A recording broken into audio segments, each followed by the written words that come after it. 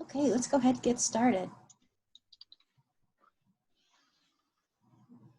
Welcome to the August Whatcom County Coalition to End Homelessness meeting. I'd like to begin by acknowledging that we gather on the ancestral homelands of the Coast Salish peoples who've lived in the Salish Sea Basin throughout the San Juan Islands and the North Cascades watershed from time immemorial. Please join me in expressing our deepest respect and gratitude for our Indigenous neighbors, the Lummi Nation and Nooksack tribes, for their enduring care and protection of our shared lands and waterways. I'm Terry Bryan. I'm the director of the Whatcom Homeless Service Center at Opportunity Council, and I chair this group. Before I introduce our guest today, I wanted to just say a few things. We're recording today's meeting. In lieu of a sign-in sheet, I ask that you please introduce yourselves in the chat window and include any changes to your contact information so that we can keep you up to date on our mailing list. Everyone is muted, I think, mostly, but if you'd like to speak, you're free to unmute yourself. It would be great if possible, if you could turn on your cameras. I know that Michelle, our guest today, is wanting your feedback, so it'd be helpful if we can see you raise your hand to indicate that you'd like to speak. Today, we are welcoming Michele Thomas from the Washington Low Income Housing Alliance. She's here to talk about and get feedback on their 2021 legislative and special session priorities. And with that, I think I'll just turn this over to Michele. Welcome and thanks for being here. Hi, everybody. Thank you so much. I want to start by allowing my colleagues at the Housing Alliance to also introduce themselves. And again, I'm Michele Thomas. My pronouns are she, her. I'm the Director of Policy and Advocacy with the Washington Low Income Housing Alliance. Kiki, John, do you want to unmute and introduce yourselves too, please? Hey everyone, I'm Kiki Serantes. I use she and they pronouns. I'm the community organizer with the Washington Low Income Housing Alliance. And I'm John Stovall. I use he, him pronouns, and I'm the member organizer at the Housing Alliance. Great to be here. Yeah, thank you so much for giving us time on your agenda today. For those of you who have been involved with the coalition for a while, you may remember when we came last summer, right around the same time, actually in August, to have a similar conversation with you. So I just wanted to give you an overview of why we are asking for time on your agenda today and what we intend to get out of it. However, I'm wondering if it would be possible for me to share my screens. I do have some slides that might help us guide the conversation. You should be able to. Are you able to click the share screen icon in the bottom center? Oh yeah, thank you. Sorry, you already gave me that permission. Beautiful. All right, I think that means that you guys can see it, right? Okay, beautiful. All right, so just a quick introduction to the Housing Alliance. I think most of you are very familiar with us.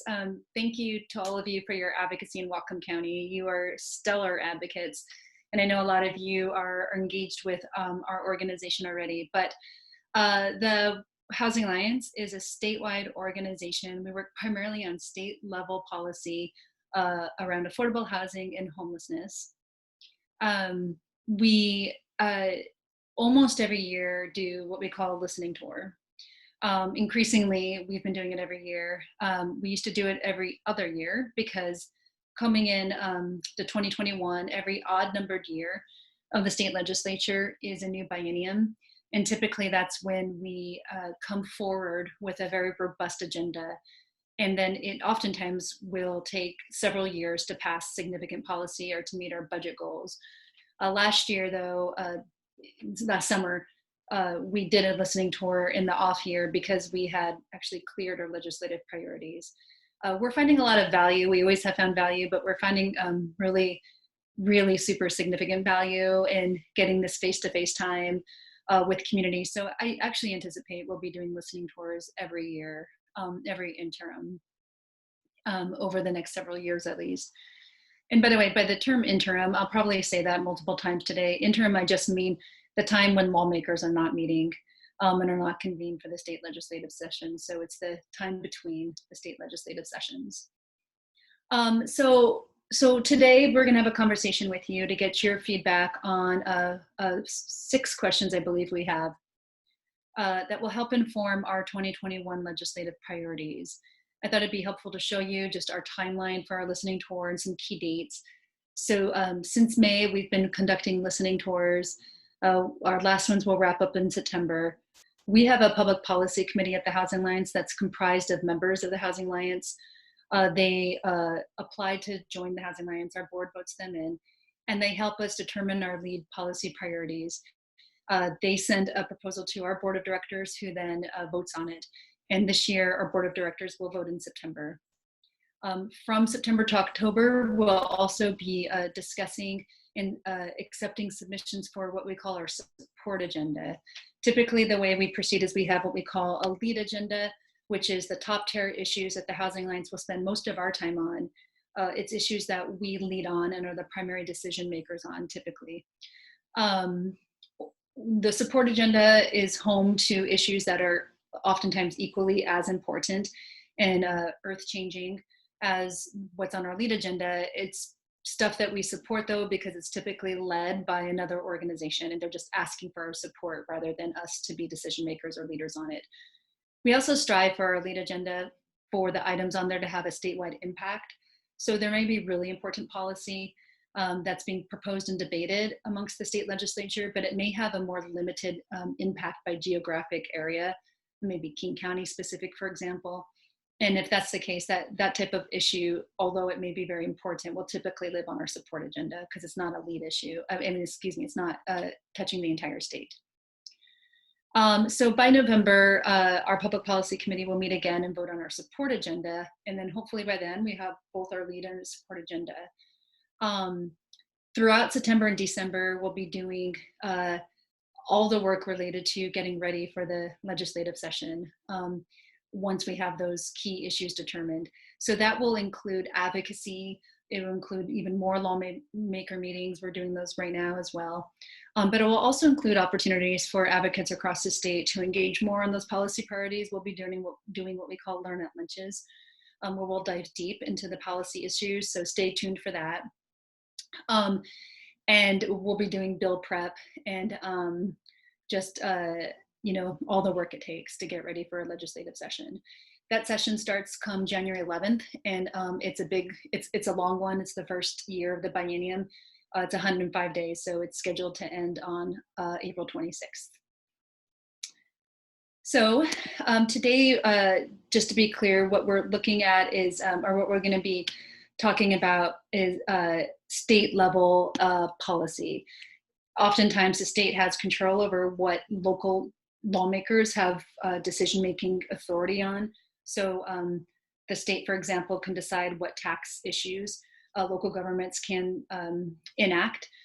So there's a big relationship between state and local policy, but primarily what we're trying to focus on, and just for the context, we're talking about state level policy. All right, so now I'm going to try to advance the slide.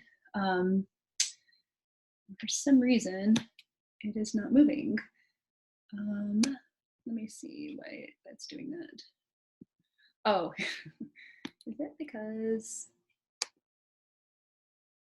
I have no clue. It's something about the screen sharing. So, oh, there we go. So just a quick other couple words on context sharing settings. So the state legislature, when they convene come January, and many of you know this already, just want to put it out there because it's just a consideration to keep in mind as we're thinking about 2021 priorities, is that they're going to be grappling with a really significant budget shortfall because of the economic downturn. What they're currently projecting is an $8.8 billion shortfall. So they'll have some choices on how they can deal with that. In the past, oftentimes, what the legislature has done, and during the Great Recession, they really took primarily an all cuts approach, meaning that they cut deeply from the budget.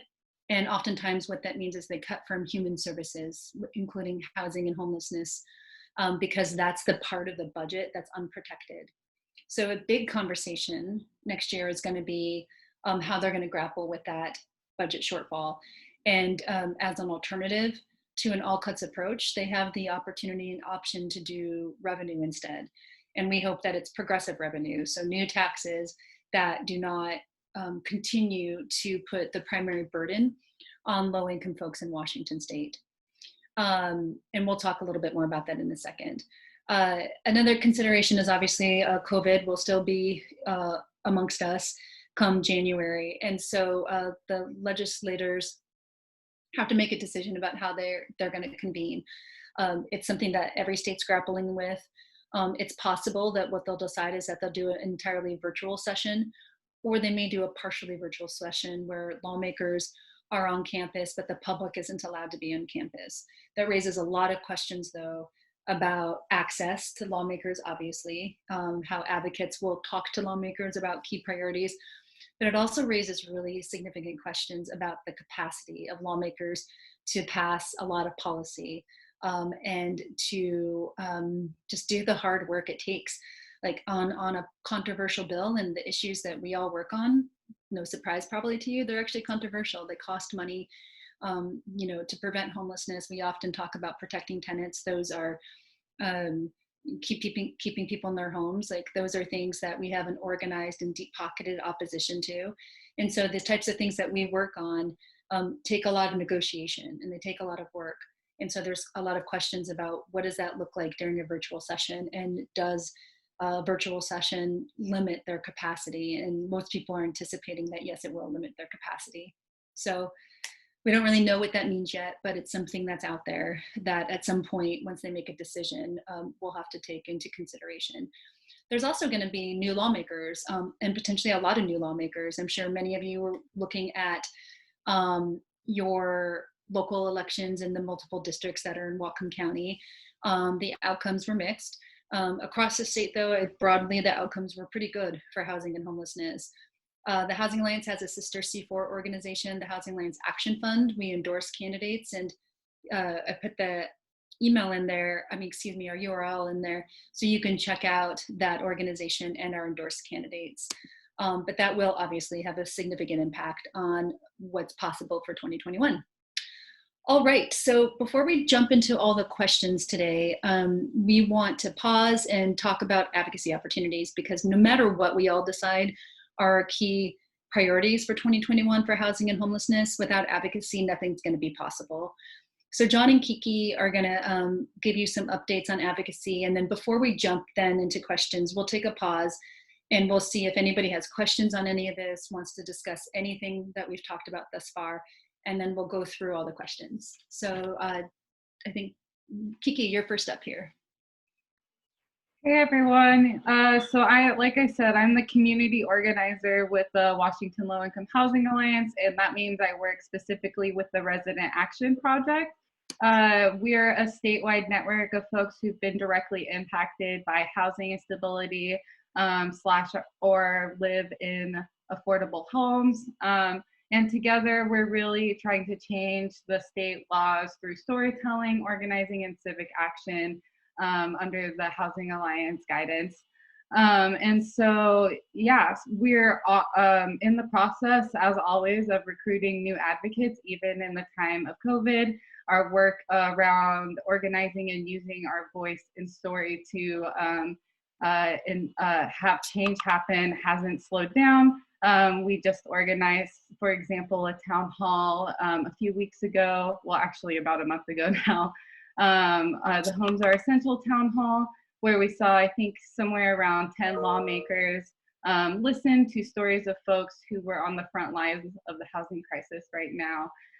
So you can go to the Resident Action Project .org to learn more. And you may also be interested, if you work directly with residents or folks who might want to join the Resident Action Project. We are in the process of organizing a Resident Action Project listening session. And at this session, it will be very similar to what we're about to experience here, but specifically for folks who have been personally impacted by housing injustice.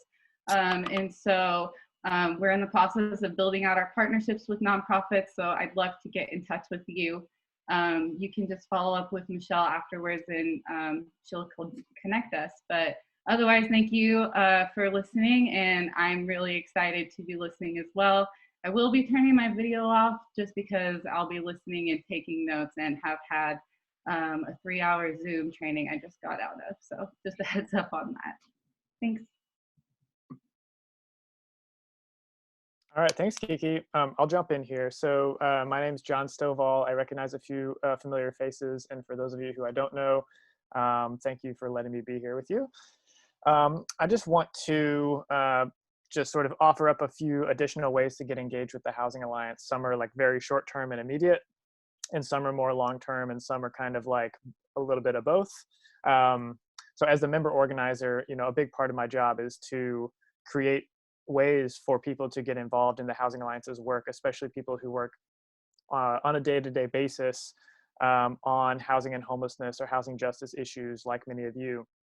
And so I think increasingly one thing that we've seen in the last year is that, even when the legislative session is not in session, we are having to do advocacy constantly. And this is particularly true for COVID-19 times, where we are, facing this huge housing crisis, potentially with, massive amounts of evictions if we don't keep people in their homes through an eviction moratorium and ensure that people don't end up after this crisis with massive amounts of debt. And so we also have to provide, a large amount of rental assistance to keep people stably in their homes. And so, we're not only working at the state level on this, and have been very successful actually so far in making sure that our state is allocating $100 million towards rental assistance and has extended the eviction moratorium several times. But we've been working at the federal level as well. So I wanted to just plug that real quick, that we have 4 major asks at the federal level that the National Low-Income Housing Coalition has really been pushing, and that the Housing Alliance has been working on as well. And those are essentially to create a nationwide uniform eviction moratorium, to pass $100 billion of emergency rental assistance, which is not actually out of scale with what the need is. It's pretty much right on mark with what the need is nationwide. To pass $11.5 billion for emergency solutions grants, which is essentially, funding for homeless service providers and shelters, and to pass an additional $13 billion to support housing authorities and support other entities that are losing funding as a part of COVID-19. So I'm going to plop a link in the chat here for you to be able to contact your members of Congress. Now is like a really critical time to be contacting your members of Congress, because they're literally in negotiations between the House and the Senate and the White House right now to determine what the next package for COVID-19 relief will look like. And the House's version of the package is great on housing stability, and the Senate version is garbage. And so it's really, really important that we contact our members of Congress to make sure that we can keep people housed during this time. So in a second here, I'll put a link in the chat. The second thing I wanted to mention is related to what Michele said earlier around progressive revenue in Washington state. So given that we are potentially facing an $8.8 billion deficit, 2 things to that. What kinds of programs and services do we think are going to be cut when there's a deficit that large? It is largely, it's a high risk for programs like TANF, for programs like ABD, for programs like HEN, programs that just that people with very low incomes, who we are all interested in keeping stably housed, are benefiting from. And so we can't allow those to happen. And one of the ways that we can ensure a just and equitable transition through this crisis is by enacting progressive revenue.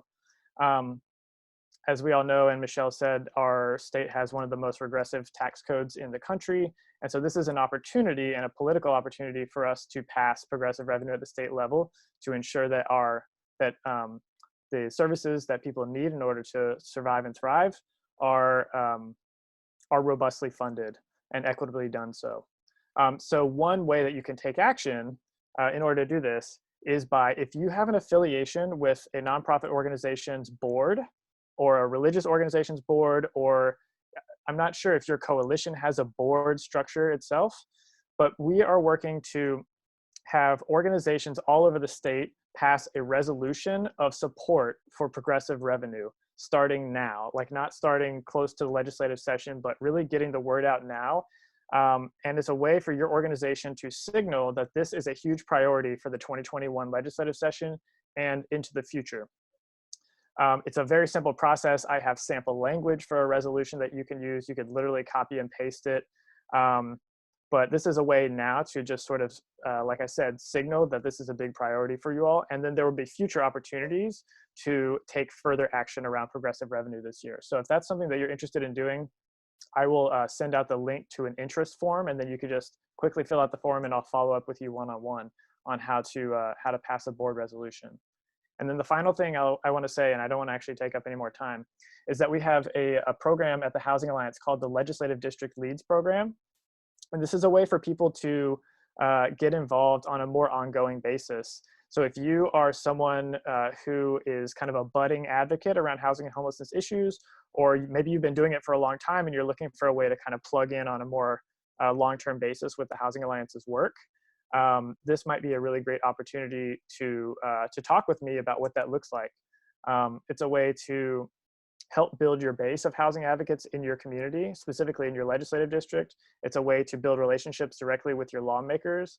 And it's a way to learn some new skills and gain some trainings around strategic advocacy and legislative work. So I would be more than happy to talk with any of you if any of you are interested in that. So I will stop because I feel like I could go on forever around advocacy opportunities, but I'll put some links in the chat and I'll pass it back to Michelle. Cool, thank you, John. So now we're gonna start with our discussion portion of the conversation. I have a question though. So here's the questions that we're gonna talk about. I'm gonna read through them. Did people prefer, and you can just do a thumbs up or thumbs down, that this screen stay on through our conversation, or do you like it better when we don't do a screen share so you can see more people? Actually, so you can't do a thumbs up or thumbs down to an open-ended question. How about this? How many people would prefer, after we read through the questions, for me to stop screen sharing? You can do a thumbs up real quick and I'll scroll through if you want me to stop screen sharing soon. One person, two people, three. Okay, it looks like the vast majority don't care, but 3 people want me to stop screen sharing. So maybe we'll compromise and we'll keep this up for a few minutes and then we'll stop screen sharing. How's that sound? Okay. So, and I know there's a couple folks calling in on the phone, so I'm not sure you can see anything. So I'm gonna read through the questions. And the way we're gonna do this is, instead of going through each question one by one, we're just gonna put all the questions out there. And by the way, when we stop screen sharing too, or John or Kiki can do this, you can put the questions in the chat as well. That might be helpful for folks. But once we read through the questions, we're gonna just open it up. And so I'm gonna invite everybody to unmute and to just join in the conversation. One request I have though, because we don't know all of you, is when you speak, if you wouldn't mind please reminding us your name, your pronouns if that's important and helpful to you, and also what organization you're from, because we are taking detailed notes on this and we will be referring back to them later. So the questions for today are, oh, this is hilarious. I can't actually see them all because of the way, let me see if I can read it. Oh, there we go. Okay. So, if you could ask for just one thing from state lawmakers, either policy or spending, to make a significant difference in increasing affordable housing in your community and or in reducing and preventing homelessness in your community, what would it be? And we totally acknowledge that it's really hard to narrow this down to one thing, but it is actually really helpful. We've been doing listening tours like this and surveys for years, and asking people to just try to narrow it down to one thing actually gives us a lot of information about what do people feel like is like the biggest priority. If we could only win one thing next year, what would make the biggest impact on your community? Okay, so that's question one. Question two, what more could the state legislature do to increase affordable housing in your community? So this could be funding. This could also be state prohibitions on certain types of NIMBY activities. This could be, you know, things around developing affordable housing, permitting processes, you know, things that the state legislature can do to make affordable housing be built more quickly and more efficiently in your community? Question 3, what racial disparities related to housing and homelessness are experienced in your community? What other disparities are experienced by disability, by LGBTQ status, by age, and other disparities? Question 4, what is the most pressing housing and homelessness issue in your community? And again, it's probably hard to name just one, but it's helpful to us for prioritization. Question 5. Sorry, there's somebody coughing in the background. I hope you can still hear me okay. In my house, I mean. Question 5, what are the most significant barriers to housing that renters face? And lastly, question 6, what makes it hardest for people in your community to exit homelessness? All right, so those are the questions. And again, I'm just going to encourage folks to unmute. Again, if you remember to say your name, pronouns, and organization, that would be helpful. And if nobody jumps in, we will call on folks. So.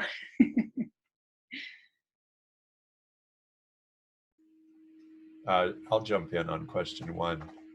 This is David Hankin. My pronouns are he and his. I'm a staff attorney with Law Advocates. We're Whatcom County's volunteer lawyer program.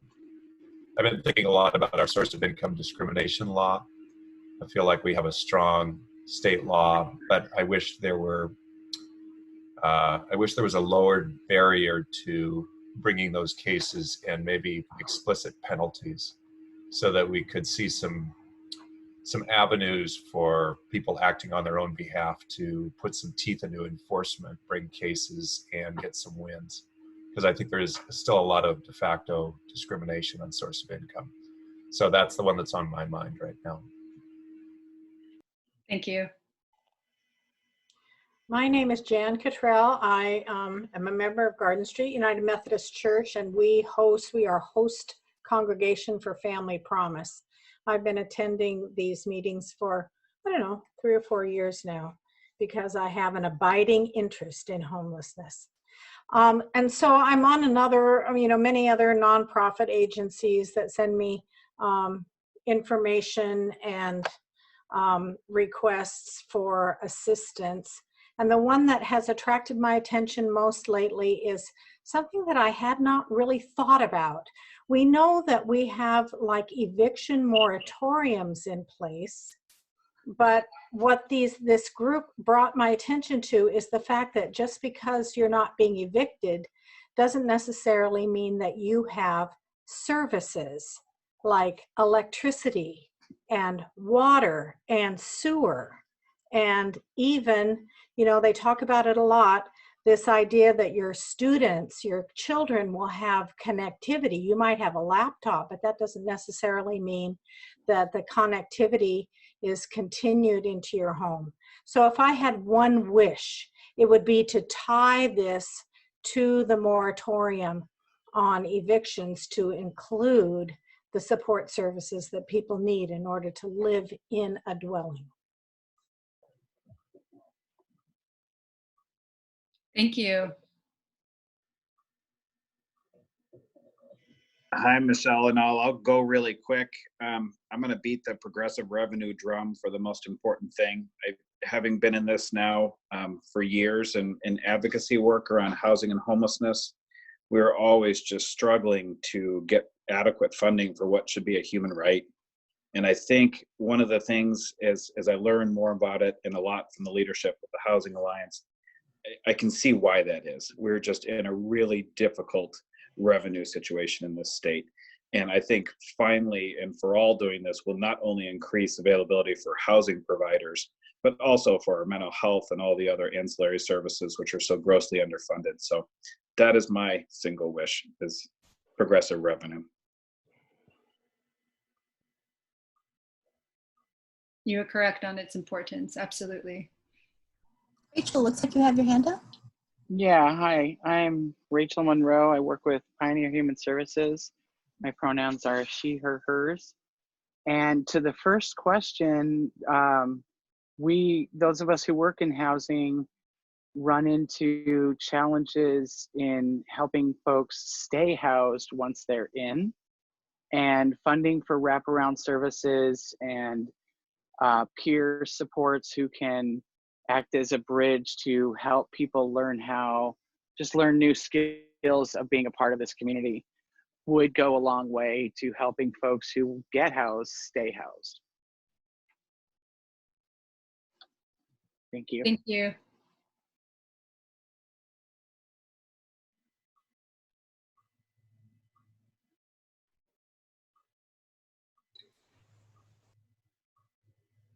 Barbara, did you have your hand up? Oh, you're muted still. Now you can hear me. Yeah. So I'm Barbara Johnson-Vinna. I use the pronouns she, her, hers, and I work for the Whatcom County Health Department in the Human Services Division as a housing specialist. And I've worked in case management for people who are have serious and persistent mental illness, as well as being dually diagnosed with substance use disorders. And our county also offers funding for permanent supportive housing programs along with the city and other entities locally. And as you all know, those are primarily used for people who have a history of chronic homelessness. And I just want to address, first of all, how effective our programs are locally for permanent supportive housing. Some of our programs have outcomes, indicating that 90% of those housed are stably housed for at least a year and longer. And even though this funding is extremely expensive, it's really wraparound services, 24/7 staff, and being supported also by case management. And I just really feel strongly that housing is effective and we need more of it. Can I ask a question related to that? How many of you use foundational community supports? That's the 1115 Medicaid waiver, the supported housing and supportive housing services, and the supported employment services. Is that something that Whatcom County is utilizing very much? The Opportunity Council is, someone from there can speak to that. And I believe Lydia Place also has started utilizing FCS. I think also Northwest Regional Council is using that for housing stability for folks as well. Thank you. The reason I ask is because that's one thing we know will be before the legislature next year, because that was a 5-year demonstration waiver from the federal government, and the healthcare authority is going to need a permission from the state legislature to enter negotiations with the federal government to try to get it extended. In order to do that, they need legislation, and unfortunately it's going to include a budget ask. So that's going to be hard in a budget deficit year, but it's not impossible. But it's definitely something that will be on the table. And for those of you who have a stake in FCS continuing, I'd really like to have another conversation with you, because it's going to take significant advocacy and education. It's when you talk about 1115 Medicaid waivers, we all might know what we're talking about, but lawmakers won't necessarily. So it's one of those things too, we have to translate like what the impact is on the community and why it's so important, especially if we want to increase permanent supportive housing. Could I speak to that a little bit? This is Terry at Opportunity Council. One of the criteria for eligibility for FCS Medicaid supportive housing is chronic homelessness. And we've been pairing that service intervention with a permanent subsidy. So were that to go away, we would be scrambling to replace that support elsewhere. Okay, Terry, I'm definitely going to follow up with you. Thank you. Michelle, would it be helpful if folks who are working on FCS just put their email in the chat, and then we could follow up with everyone who's interested afterwards? Yeah, that's a very smart way to organize that. Thanks, Sean. Yeah, so if you have a stake in FCS, either working on it directly or have clients that you've enrolled in it or have seen the benefit in your community, please do put your email in the chat and then we will follow up with you.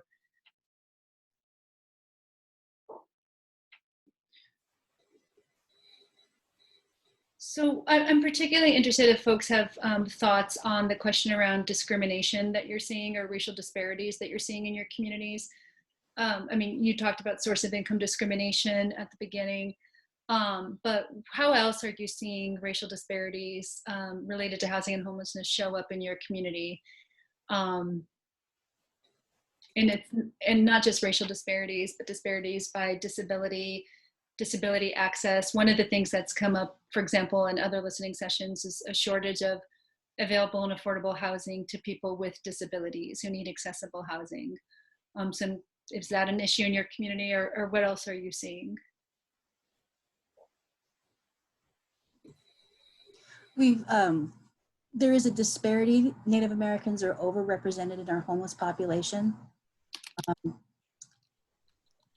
We also operate coordinated entry, so we see a large proportion of people with disabilities, and it's very difficult sometimes to find a ground floor unit if someone has mobility issues. And we're seeing an increase in seniors becoming homeless as well. Do you know or have any assumptions about what's behind that with seniors experiencing homelessness? Are they on SSI, fixed income, and rents are beyond that, or? Exactly. Okay.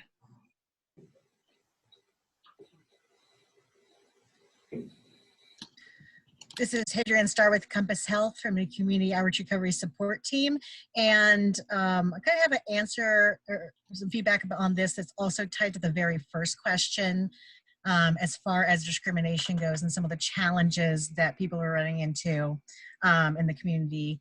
And this is something I'm seeing outside of my work because I'm a member of the LGBTQ community locally, is that because there is not affordable housing, more and more people are having to look for roommate situations to try and survive. And because of that, even though you're not allowed to blatantly be discriminatory, it's very challenging to find safe housing situations where you're looking for a roommate. Some people are very blatant in specifying, that they only want biological women living with them. So that makes it very challenging for the transgender population to find safe opportunities. And also the challenge of finding housing that is accessible for people with disabilities plays in a factor here too. A lot of the housing that is considered somewhat affordable is student housing. Like I'm currently living in what's considered student housing, and even on my full-time income I have a roommate, because otherwise it would not be possible to have a residence at this point. So that's something that I'm experiencing and then also seeing within the community.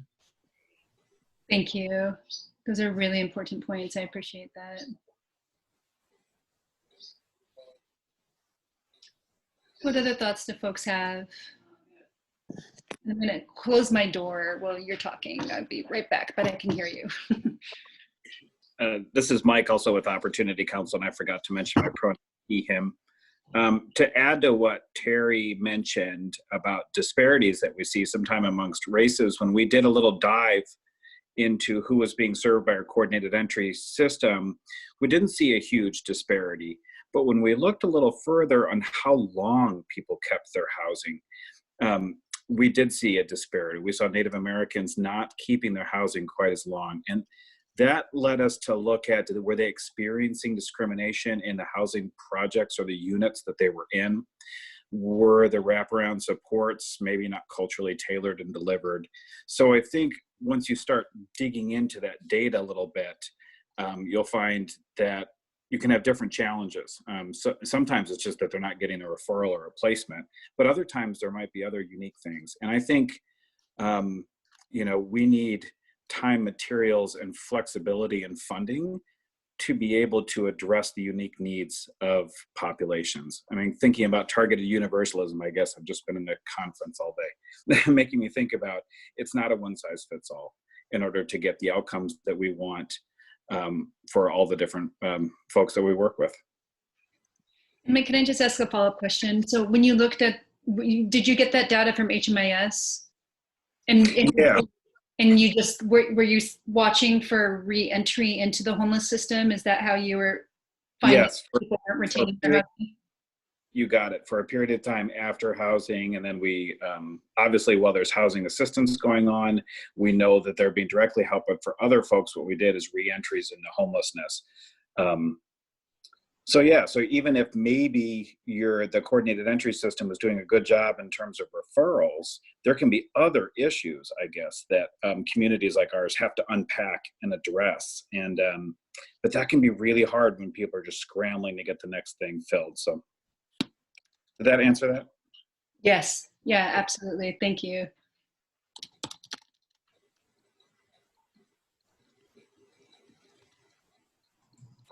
Is it okay if I share some of the comments in the chat?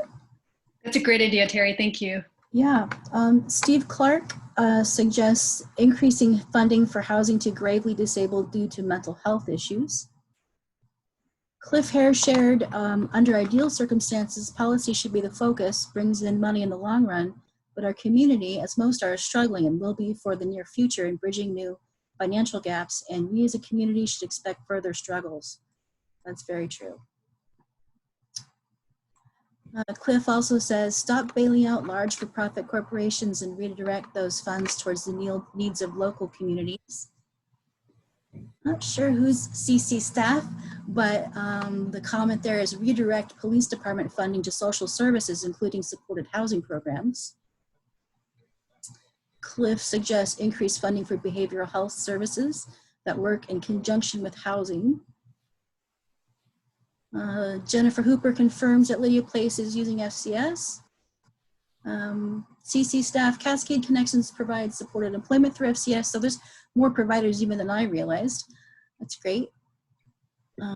Cliff Hare talks about exorbitant housing costs, and I was kind of afraid to say anything about that myself. I don't know why, but the rent is incredibly unaffordable in Whatcom County, and it seems to be no way to limit increases, and that's really the biggest driver of homelessness is people can't pay their rent anymore. Sorry for that aside there. Terry? Yes. On that same subject, we all know that's a fact that Whatcom County rents and housing is incredibly expensive and difficult to get into, which leads to things like the roommating situation Hadrian was speaking of, which just increases more difficulties. We all know that that's a problem, but as Terry was saying, one of the things that leads to that is the fact that even if you could afford the rent, you can't afford application fees after application fee after application fee. You can't afford when they say, well, we don't like this particular little detail about you, so we're going to go ahead and double deposit request. When you have people who are trying to double up or trying to find housing solutions, often those solutions will lead to them not being able to get housed again in the future. How rent is too high, somebody ends up paying someone under the table to live at a place. Now they don't have rental history. So they move to their next place and their property manager says, oh, well, that's okay. You'll just pay double deposit. And now that's like you find yourself in impossible situations. And there's no restriction on that. And for the 2 years I've worked here, there's never been. And I know there's a lobby against it, but it's a huge thing that needs to be pushed against. Thank you, Chris. Paul Sister, to the first question, if you could ask for one thing, more funding, obviously, but also don't print money and give it away to the for-profit real estate owners.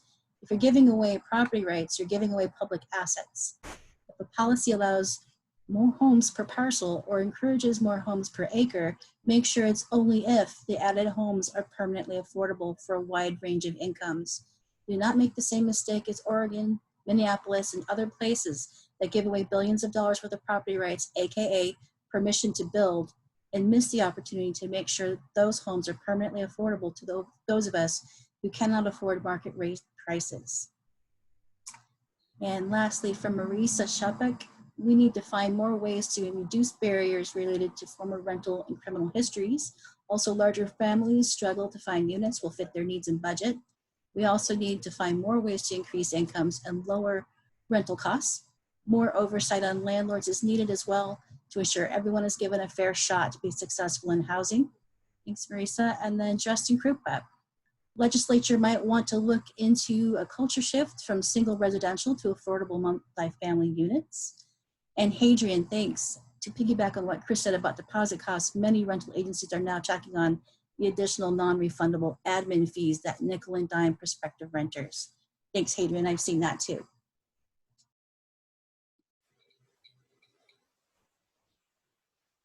Thank you, everybody. This is incredibly insightful comments. This is one reason we really love to come back every year to Whatcom County. Your unique, on the ground, and really passionate input is extraordinarily helpful. So thank you. One thing I wanted to share about the comment about housing opportunities for people with criminal histories is that we do anticipate that there will be a bill addressing this next year. We've been part of a small group of organizations that have been talking about this, including Pioneer Human Services and others, Faith Action Network. And there was a bill introduced last year, sponsored by Senator Jeannie Darnielle, and it did get a hearing. It was kind of a blowout because it unfortunately was on the same day as a big landlord lobby day. And so they were able to pack the hearing room and have just extraordinarily sensationalized and negative testimony that really stigmatized and stereotyped people because of having a criminal record. However, I think there is an opportunity for something like this to advance in the legislature next year. So there is already conversations about it. It is obviously a huge barrier to housing and is a significant driver of homelessness. It's also obviously related to racial equity because of our unjust and discriminatory policing system and who has criminal records and who doesn't. So if you are particularly interested in being part of that conversation, there is probably going to be a kickoff for the campaign around that issue in particular in the fall. And so again, if you want to, in the chat, share your email and your organization. And if you could just in the chat though say that it's about fair, it's called the Housing Justice Act. So you could just say HJA, just let us know and then we'll make sure that you get reached out to around the kickoff event that's being planned. Great, and I already see Adrian, that example that you just put in the chat is just, it makes me so mad that it costs an additional $350 admin fee to take somebody off your lease. Sorry, I just had to comment on that. Yeah, it was pretty ridiculous. We were actually looking at my roommate finding other accommodations when it came time to renew the lease. And I was informed that to take her off the lease, she would have to pay that $350, or I would have to do a completely new application. And that would involve me, going through all of those fees as well to take over an apartment I already have been living in for the past 3 years. And that included the $900, I'm sure it's actually now more, the deposit on top of the deposit I had already paid. Yeah, the regulation of all the fees that landlords can charge is a really critical issue. And it started to make some headway in the last legislative session, but just starting. It just started. And so all of these examples that you all have of the way that landlords are abusing the lack of regulation is really critical. So please continue to put them in the chat. And again, if that's an issue that you're particularly interested in, do let us know in the chat as well, because I do anticipate that that may be a conversation that is, again, that legislators are really interested in driving. David also commented, he said, why not have a public option for background checks to eliminate the profit motive and lower the basic barrier to gaining housing? David, absolutely, that's a great idea. It's something actually, the regulation of tenant screening reports has been something we've worked on for years. We made some progress and many folks don't even know this though, because of the Residential Landlord Tenant Act and tenant protections in general being self-help. If you don't know them, there's no entity to enforce them. But landlords are required to give a written explanation as to why they're not renting to somebody if they charge a tenant for a tenant screening report and then turn them down. That was really hopeful when we passed that, because especially by fair housing advocates, it was hoped that the landlord would, if they had a discriminatory motive, that at the very least they'd have to come up with a legal motive to not rent to somebody. Unfortunately, a lot of tenants just don't get that impact statement. And so that's something definitely that you all should know about and try to push landlords for. But still, the cost of the tenant screening reports is huge and unregulated. And they're oftentimes have misleading information or outright wrong information. Tenants are entitled to a copy of it now. They used to not be able to. So that's one of the things we've also made progress on. But the cost of it is huge. I will say that Representative Shoemake was really interested in trying to work on this issue. So if that's an issue that you all are really interested in, I encourage you to reach out to her office in particular. It was something she was interested in last legislative session. At the time it came forward, just to be totally transparent and honest, the Housing Alliance had multiple tenant priorities, and it just came too late to really be developed in time for the legislative session. But I know that, I think, I haven't talked to her lately about it, but that's something that she was interested in last year. So that's probably something she'd be interested in next year. It's a great idea, and there's definitely more work to be done there. If I could add another comment, there's great framework, maybe sort of a beginning stage, mentioning the portable screening check. Yeah. That legislation is there, and it doesn't appear that any of the providers are offering that package right now. And there was, I guess, from what I've heard from various providers, is there actually was a provider planning to offer it, and they were sort of shunned in the industry as a result. But it's a beginning, it's a great starting point, and I think it would be a great solution for people to pay once, especially in the information age, just provide their landlords, their prospective landlords, with a code, have a background check that's good for 30 days, as many landlords as you want to pass that code on to. There's no reason we can't provide that. There's no reason a business can't provide that. Still make a reasonable profit, but change the insanity that causes people to spend hundreds of dollars on application fees without anything to show for it. Yeah, and I think your idea about it being a public option is important, because the concept around, that requiring landlords to state whether or not they will accept a portable screening report, there was hope by the lawmakers. They inserted that in a bill that we otherwise passed that provided more substantial regulations. They were hoping that they would incentivize the for-profit industry to create a product that was geared towards tenants and that would be portable.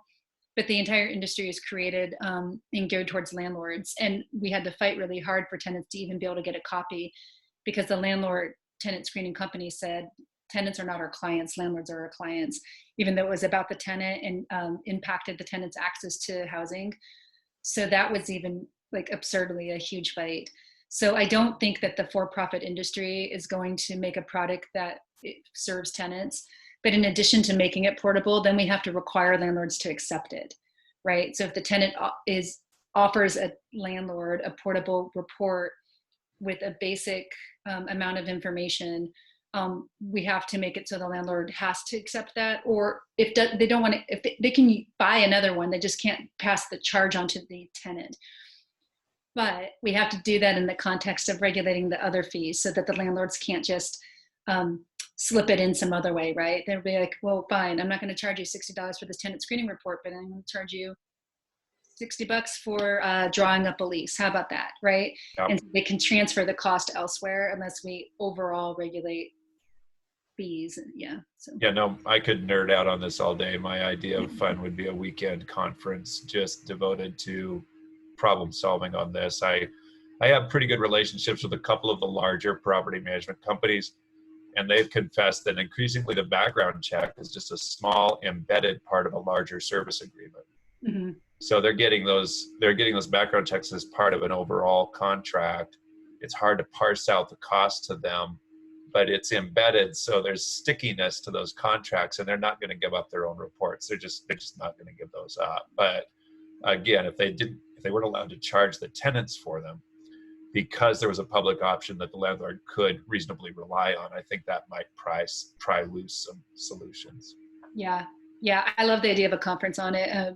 Yeah, and I could nerd out on it all day with you. I mean, a simpler thing, honestly, I'll just say one last thing about it would be just not to allow landlords to charge tenants for it, right? It's a cost of business, and so why are they charging the tenant for it at all? But yeah, great. So more conversation to have on this. Thank you, David. And so Terry, you're doing a great job reading the comments, but I'm happy to do that if you prefer. Either way, Marisa just made one that was pretty amazing. Charging pet rent. Yeah, why don't you go ahead and read that, please? Landlords are also charging pet rent now. We have so many with emotional support animals and service animals, and this is a barrier most face when attempting to rent. I served someone that received a $1,500 late fee for being 1 day late on rent. I thought it was a typo on the pay or vacate, but it wasn't. Whatcom County has a great deal of students here, and this has also caused some landlords to think it's acceptable to charge more because, and I quote, "we can get more money from their parents." Unacceptable. Hadrian adds to many local landlords in retaliation to the change to 14 days notice to pay or vacate from the 3-day notice, removed their 5 days grace period to pay the rent, and now imposes late fees if the rent is not paid on the 2nd of the month. The late fees vary from rental agencies. Some places it's a flat fee, others charge upward of 30% of the total rent in addition. Whew. So one thing on that late fee, that is absolutely ridiculous. The eviction reform bill we passed a couple of years ago limits late fees or when they can charge it. And one thing right now that, I don't know the timing of when that occurred, but the moratorium on evictions right now does prohibit late fees from accruing or being charged or being threatened. If anybody is working with a tenant, or if you are a tenant yourself, where a landlord is not acting in compliance with the moratorium, or if you just have a question or are unsure if the landlord is out of compliance, you can file a complaint via that link with the Attorney General's office. They take complaints and they also take inquiries and questions. So if there's just something that you're like not sure is abiding by it, that's absolutely acceptable to reach out to them about, and they can clarify for you. But right now, it was 3 years ago. Okay, thank you, Marissa. So Terry, I think we're running out of time, right? I think we were supposed to wrap up at 4:30. Yeah, I think we're right about there. Okay. If you still wanted to take a few more minutes, I think we'd be okay. Sure. I mean, I guess I'd put that out to the group. Is there anybody who hasn't had an opportunity to speak yet? I mean, or to put something in the chat. I know some folks prefer the chat rather than speaking, which is absolutely fine. This is incredible information both ways. I guess I'll just throw out one last thing. Back to the very first question about if there was just one thing that the legislature should do in 2021 to make a really significant impact on access to affordable housing and decreasing or preventing homelessness in your community in 2021, what would it be?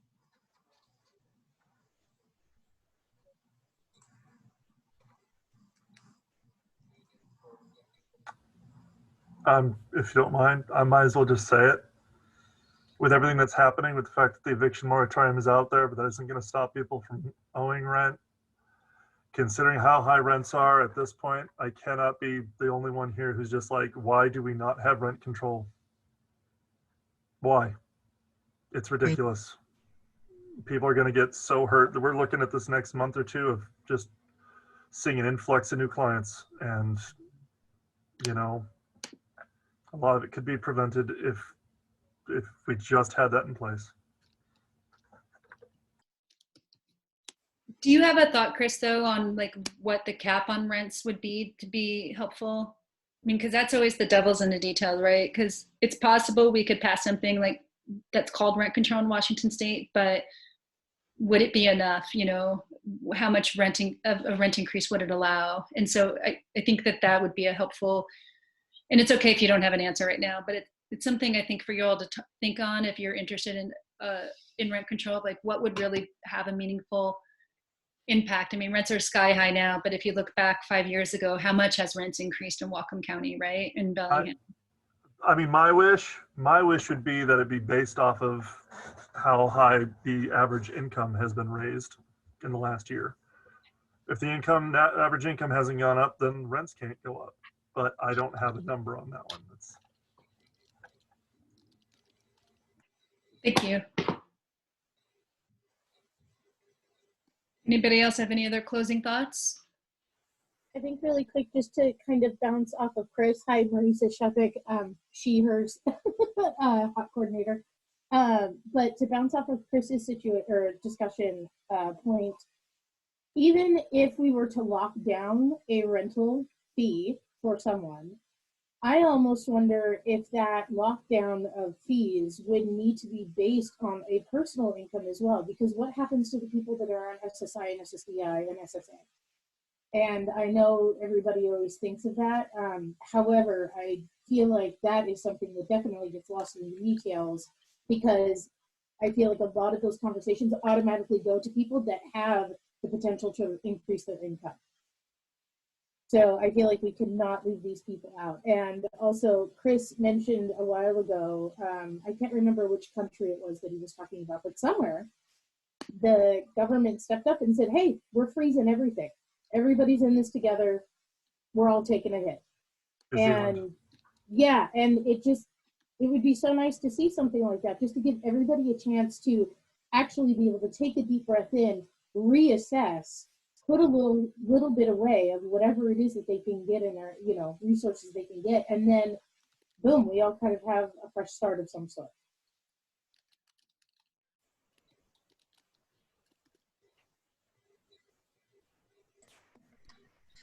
Just to kind of piggyback off of what Marisa just said too, speaking to fixed incomes, and this, also speaks to the problem of the increasing rents, is I've started with CORES working with a lot more individuals who are in the position of having housing vouchers, and because of the rent increases are suddenly having to look at moving.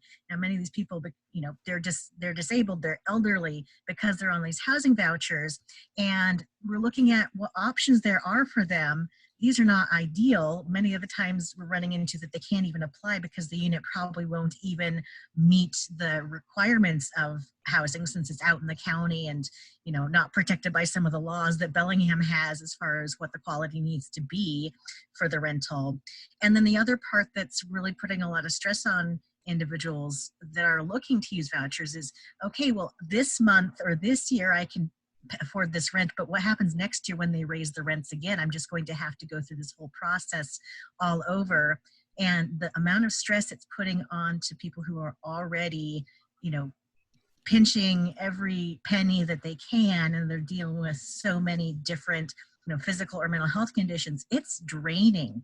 And I'm seeing more and more of this impacting them, physically, emotionally, psychologically. And it's so disheartening to see. Thank you. So we're 5 minutes over time, so I feel like I should wrap it up. But thank you for so much. Thank you for all of your comments. And thank you for your advocacy. I just want to say again, like, you guys in Whatcom County have been great. You could do more. So please keep it up. Respond to those action alerts. And like John overviewed today, right now, the federal action alerts are really, really critical. This is probably the most important week to be multiple times contacting your lawmakers. Come the legislative session, it's probably going to be one of the hardest ones we've had in many, many, many years. So we're really going to be relying on you all to bolster your lawmakers. You've got great, for the most part, you've got great ones. You got some outliers, definitely, some kind of notorious horrible ones, but you've also got some amazing ones, many amazing ones. And so supporting them, and keeping them strong on housing and homelessness is going to be helpful. It's going to be a hard session, I think, morally too. So thank you, everybody, so much. We appreciate you, and we appreciate you giving us the time today. I'm going to stay for the rest of the meeting. I'm going to mute, and then we're going to take everything you gave us back today. We're going to take it back to our Public Policy Committee, and it's really going to help us prioritize our 2021 agenda. So we'll circle back and make sure you know where we land, and we'll circle back and make sure you know about the Learn at Lunches we'll be doing to dive deep into the policy details. So thanks. Thanks so much for being here. I really appreciate you guys, Michelle, John, and Kiki. Great. Okay, I didn't realize Samia was going to be able to make it, so I took her off the agenda. But Samia, if you'd like to give a little update from the city, that'd be great. Hi, thank you, Terry, and thanks to WLIHA for being on.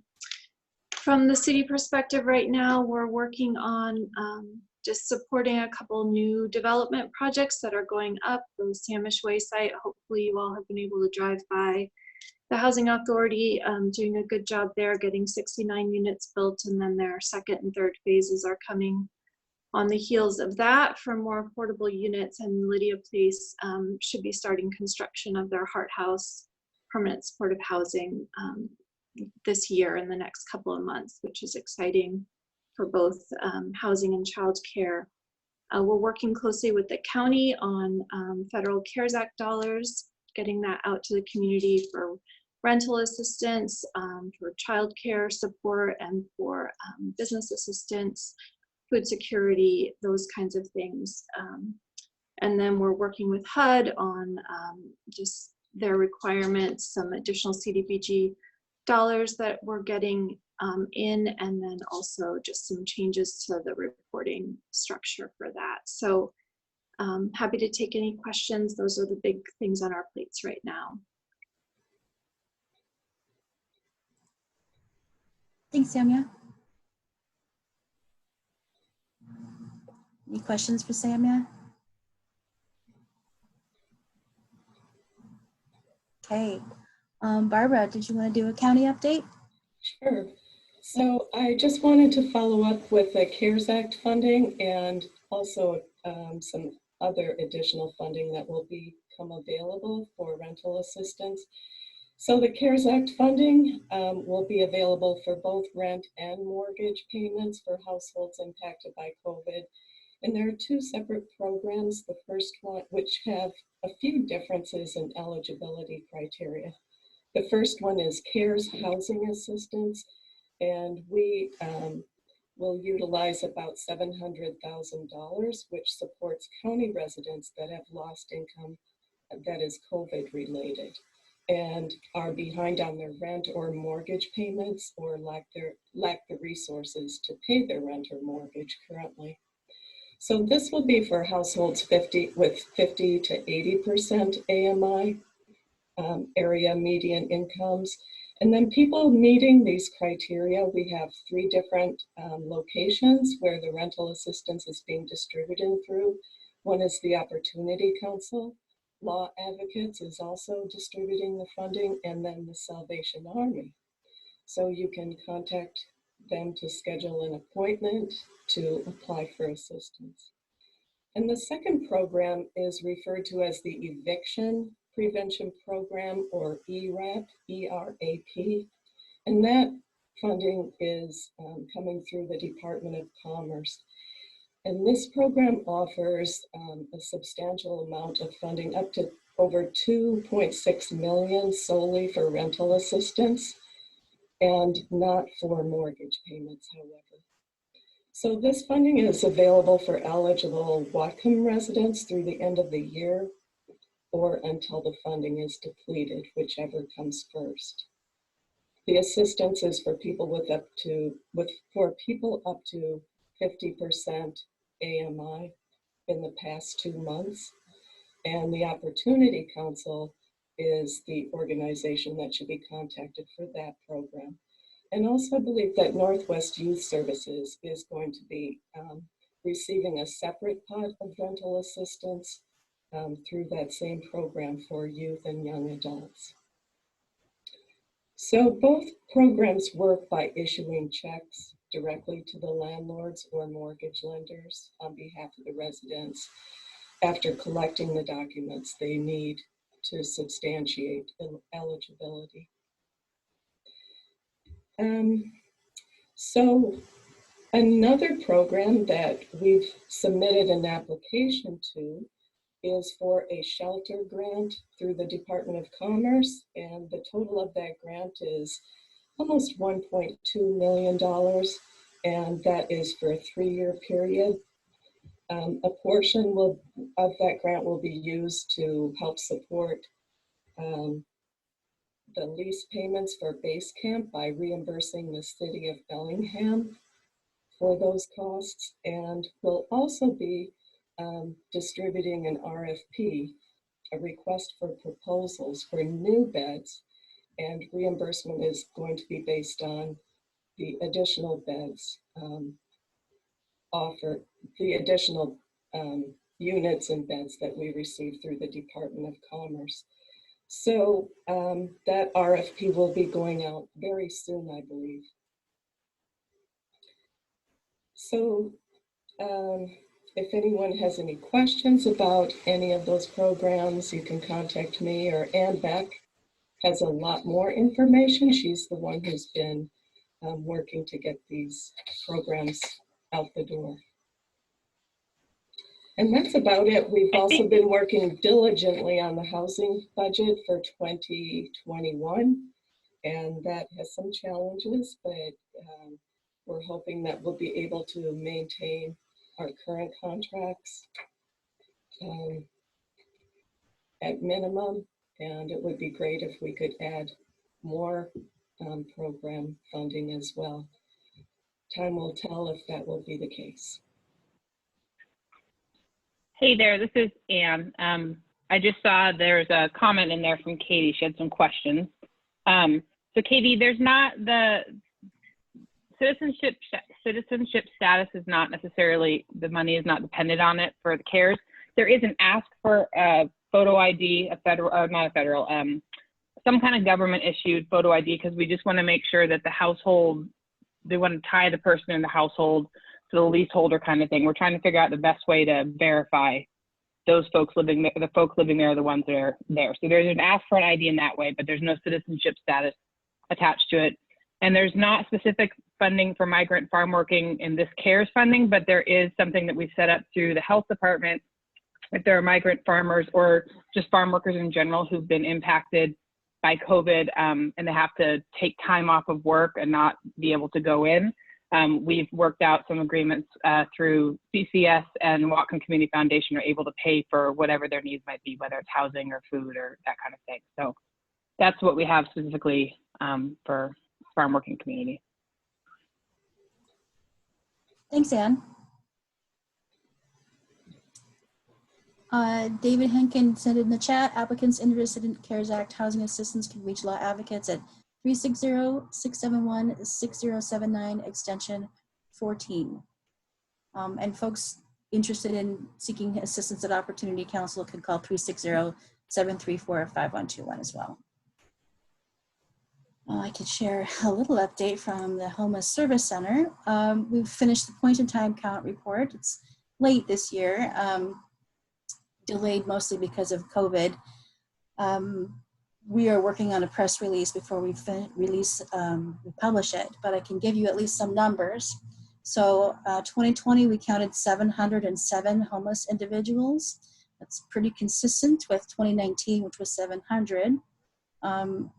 Families, so homeless households rather, 555 households within those 707 individuals, compared with last year, which was 514. We did notice a decrease in unsheltered individuals, so 218 were counted this year, compared with 294 same period last year. And families, households with children in them, there were 64 in 2020, 72 were counted in 2019. Other than that, from the service center, we're still processing rent payments for our partners. Our outreach is fully staffed and out in the field, and coordinated entry continues to process referrals. And that's all I've got for that. Does someone have questions about it?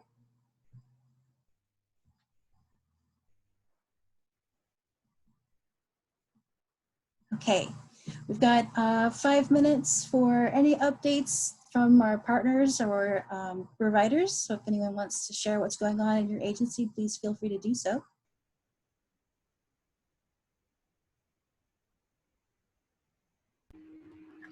This is David again from Law Advocates. There's been some debate about, even among attorneys, about whether the governor's moratorium on evictions covers unconventional occupations of land, such as people who have never paid rent but just are staying with permission, that kinds of thing. We got some strong support from the local Superior Court last week, recognizing that the governor's proclamation is a very broad protection. If any of the folks on this call have questions about their client's situation, feel free to reach me directly at extension 22. Thanks, David. Any other updates?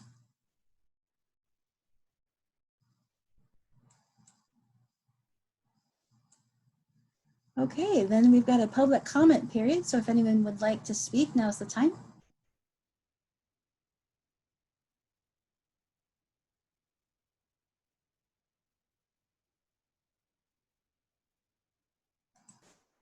And hearing none, I think that we can adjourn. Thanks very much, everyone, for being here and for participating. It's really a good discussion. I appreciate it.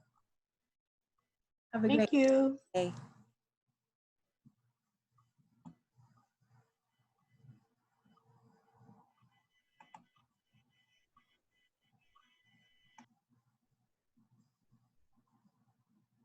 That was a great meeting. Thank you, Terry and Chris. Thanks. This will be the last one that I'm taking minutes at, hopefully. You're here. Y'all have a great weekend. Thanks for your input, David. Terry, I managed to get the minutes. I've also put the chat log at the very bottom of the minutes, copied and pasted entirely, so we can process it, do whatever with it later. I'll put it in the, it's saved in the directory. Great. Thank you, Chris. I appreciate it. Not a problem. Take care. Now you should go home. Tomorrow, I'm going to bring in the family intakes that I've put into the pool, and then I'll get with you on doing those. Yes. I'm going to stress it because I have referrals in control right now. That feels good. It's temporary. I know. I know. It's a roller coaster. I've got things sort of sorted. I even have some backups in case things go a little weird. So I'd like to make sure the registrations are a big thing. Yep. I'm probably make sure those get sorted. I'm probably going to let myself sleep in and be lazy with coffee in the morning, but I will come in the office and do I have to break out an hour early tomorrow because I stuck around for this. So. Oh, okay, that's fine. Just make sure everybody knows. We will knock out what we got to knock out, do what we got to do, and go into the weekend feeling strong. So you can have a vacay, and Marisa can have a vacay, and all will be well. All will be well. Okay. The fact that you were able to take time and help me means you're getting some more time, and that's a good thing. A little bit. I mean, I have stuff that I really need to do, but like, don't we all? I understand that it's kind of like all the wheels are on and they're lopsided, and one goes like this, and the whole car swerves around. So I just wanted to make sure the wheels were back on. I am the wobbly wheel. Yep. Everybody has a wobbly wheel moment, Chris. It's not you. It's all good. All right. Well, I look forward to seeing you tomorrow. You have a nice evening, okay? You too. Bye. Bye.